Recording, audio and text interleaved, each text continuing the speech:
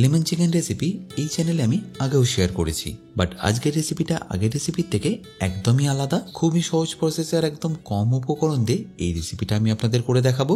সাথে অবশ্যই থাকবে অনেক tips and tricks. By the way, আমি শেফ অতনু, আপনারা দেখছেন অতনু রান্নাঘর, আর আজকে আমাদের রেসিপি লেমন চিকেন।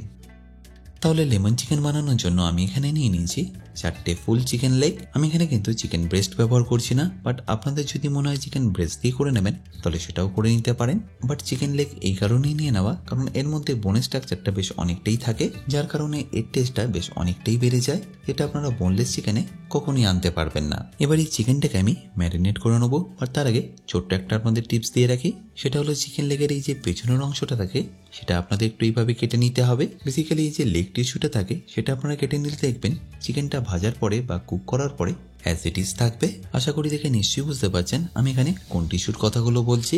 এবার এই চিকেন লেগের মধ্যে ম্যারিনেশনটা যাতে ভালো করে ঢুকে যায় সেই জন্য এখানে একটু এইভাবে কাটমার্ক লাগিয়ে নিন। এবার এই একই প্রসেসে বাকি 3টে লেগ পিসও করে নেবো। এই টিস্যুগুলো যদি আপনারা না কাটেন তাহলে দেখবেন চিকেন লেগ পিসগুলো কুক হয়ে যাওয়ার পরে কিরকম একটা যেন গুটিয়ে আসে, যেটা দেখতে একদমই ভালো লাগে না। আর এছাড়াও চিকেন লেগ পিসগুলো দেখবেন অনেক সময় ভেঙেও যায়, তাই অবশ্যই কিন্তু এই প্রসেসটা করে নেবেন। তাহলে এবার আমি চিকেনটাকে ম্যারিনেট করে নেবো। আর ম্যারিনেশনের জন্য লাগবে প্রথমেই সামান্য একটু লেবুর রস আর তারই সাথে পরিমাণ মতো নুন। ব্যাস, এখানে আপনাদের ম্যারিনেশনে এই দুটো ছাড়া আর কিচ্ছু দিতে হবে না।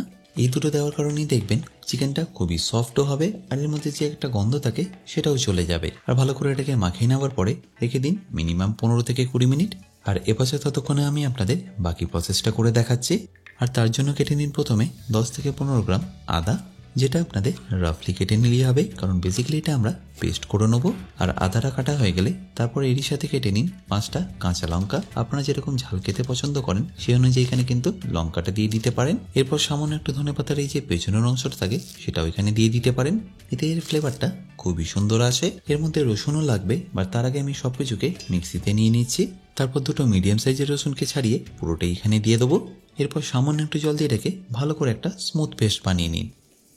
এবার একটা বাটিতে আমাদের নিয়ে নিতে হবে সামান্য একটু টক দই, মোটামুটি ওই 150 গ্রাম মতো। আর দেখুন এই টক দইটাকে আমি আগে থেকেই ভালো করে ফেটিয়ে রেখেছি যাতে এটা কুক হওয়ার সময় ফেটে না যায়। আর এবার এরই মধ্যে দিয়ে দিন আদা রসুন কাঁচা লঙ্কা ধনেপাতার যে আমরা পেস্টটা করেছিলাম সেটা। তারপর এর মধ্যে সামান্য একটু তেল দিয়ে ভালো করে মিশিয়ে নিন। আশা করি রেসিপিটা এই অবধি বুঝতে আপনাদের কোনো রকম অসুবিধা হয়নি। এবার দইয়ের মধ্যে আদা রসুনটা ভালো করে মেশানো হয়ে গেলে যে চিকেনটা আমরা ম্যারিনেট করে রেখেছিলাম সেটা এখানে দিয়ে দেবো। বাট তার আগে দেখে নিন নুন দেওয়ার কারণে চিকেন থেকে কতটা জল ছেড়ে দিয়েছে। এবার এই চিকেনের জলটা জড়িয়ে দিয়ে দিতে হবে আপনাদের দইয়ের মধ্যে, তাহলে দেখবেন চিকেনটা কুক হওয়ার সময় একদম নরম তুলতুলে হবে। এইসব ছোট ছোট কারণেই রান্নার টেস্ট কিন্তু অনেকটাই পাল্টে যায়। তাই এরকম প্রচুর টিপস অ্যান্ড ট্রিক্স আমি শেয়ার করেছি আমার বেসিক কুকিং কোর্সে, যেটা আপনারা পেয়ে যাবেন আমার নিজস্ব ওয়েবসাইট www.otonurannaghar.com-এ। আর কোর্সটা কিনতে যদি আপনাদের কোনো রকম অসুবিধা হয় আমার সাথে কিন্তু এই হেল্পলাইনে যোগাযোগ করতে পারেন। এবার এই দইয়ের সাথে চিকেনটাকে আপনাদের ভালো করে মিশিয়ে নিতে হবে আর রেখে দিতে হবে মিনিমাম 15 মিনিটের জন্য। আর এটা যতক্ষণ রেস্টিং আছে আমি আপনাদের একটা মশলা বানিয়ে দেখাচ্ছি যেটা এর টেস্টটা দ্বিগুণ করে দেয়। এবার দেখে নিন এই মশলাটা বানানো কতটা সিম্পল। প্রথমে একটা ননস্টিকের প্যান নিয়ে তাতে দিয়ে দিন গোটা গোলমরিচ, তারই সাথে একটু অ্যারোমার জন্য 3টে এলাচ, এছাড়াও লাগবে 1 চা চামচ গোটা ধনে। এরপর একটু ঝাল করার জন্য 3টে শুকনো লঙ্কা, তারপর 4টে লবঙ্গ আর নুন দিয়ে রেখে ভালো করে ভাজতে থাকুন যতক্ষণের মধ্যে থেকে খুব সুন্দর একটা গন্ধ বেরিয়ে আসছে। আচ্ছা, এখানে বলে রাখি আপনারা যারা অতনু রান্নাঘরের ইউটেন্সিলগুলো কিনে নিতে চাইছেন লিঙ্ক আমি ডেসক্রিপশনে দিয়ে রাখছি, অ্যামাজন থেকে সেটা আপনারা ইজিলি কিনে নিতে পারবেন। আর এপাশে মশলাটা দেখুন এখন ভালো করে ভাজা হয়ে গেছে, তাই এটাকে তুলে নিয়ে ঠান্ডা করে আমি একটু সামান্য ক্রাশ করে নেবো। মনে রাখবেন এটাকে কিন্তু আপনাদের ক্রাশই করে নিতে হবে, সম্পূর্ণ পাউডার করলে হবে না। এবার ফাইনালি আমরা লেমন চিকেনটা বানিয়ে নেবো। তার জন্য একটা কড়াইতে নিয়ে নিচ্ছি সাদা তেল। আর তেলটা গরম হয়ে গেলে তাতে দিয়ে দেবো 2টো তেজপাতা আর 2 টুকরো দারচিনি। এবার যখন এই দুটো থেকে ভালো করে গন্ধটা বেরিয়ে আসবে তখন এখানে দিয়ে দিতে হবে ম্যারিনেট করা চিকেনটা, যেটা আমরা রেস্টিংয়ে রেখেছিলাম। আর তার সাথে যে ম্যারিনেশনটা ছিল সেটাও এর মধ্যে দিয়ে দিন। এবার ফ্লেমটা লো টু মিডিয়াম করে ভালো করে মেশাতে থাকুন। 1 থেকে 2 মিনিট মেশাতে মেশাতেই দেখবেন আস্তে আস্তে চিকেন থেকে জলটা ছাড়া শুরু করছে। সেই স্টেজে আপনারা দিয়ে দেবেন পরিমাণ মতো নুন। তারপর নুনটাকে ভালো করে মিশিয়ে নিন, ঢাকা দিয়ে কুক করে নিন 10 থেকে 12 মিনিট। তাহলে নিশ্চয়ই বুঝতে পারছেন এই রেসিপিটা বানানো কতটা সিম্পল। প্রায় 70% রেসিপি কিন্তু আমাদের অলমোস্ট এখনই হয়ে গেছে। যারা কোনোদিনও রান্না করেননি তারাও কিন্তু এটা ইজিলি বানিয়ে নিতে পারবেন।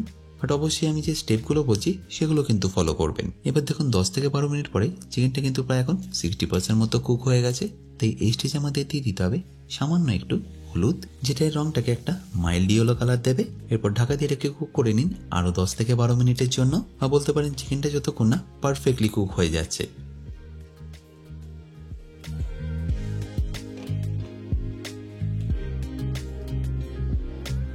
দেখুন এবার টোটাল 25 মিনিট পরে চিকেন থেকে কিন্তু তেলটা একদম পারফেক্টলি ছেড়ে দিয়েছে আর চিকেনটা এখন পারফেক্টলি কুক হয়ে গেছে।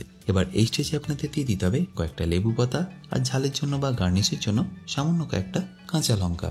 এবার দেখুন এটা বেশ কিন্তু এখন অনেকটাই ঝোলঝোল রয়েছে, তাই এটাকে গাঢ় করার জন্য আমি এখানে ব্যবহার করব সামান্য একটু কর্নফ্লাওয়ার, যেটা আমি 1 চামচ নিয়ে আগে থেকেই জলে গুলে রেখেছি। আর এটা দেওয়ার সাথে সাথেই দেখবেন যে জল জল ভাবটা ছিল সেটা একদমই চলে গেছে আর গ্রেভিটাও দেখবেন আস্তে আস্তে গাঢ় হয়ে যাচ্ছে। এরপর ফাইনালি আমরা যে মশলাটা বানিয়ে রেখেছিলাম সেটা এর মধ্যে দিয়ে দেবো আর দেওয়া হয়ে গেলে এটাকে আপনারা ভালো করে মিশিয়ে নিন।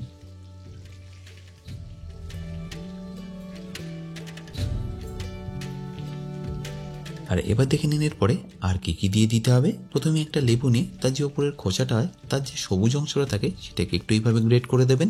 দেখবেন সবুজ অংশের নিচে যে সাদা অংশটা থাকে সেটা যেন এর মধ্যে না পড়ে যায়, তাহলে কিন্তু চিকেনটা তেতো হয়ে যাওয়ার সম্ভাবনা থাকবে। তারপর ওই লেবুটি কেটে তার জুসটা এখানে দিয়ে দিন আর তারপর ফাইনালি এটাকে ফিনিশ করুন সামান্য একটু ধনেপাতা দিয়ে।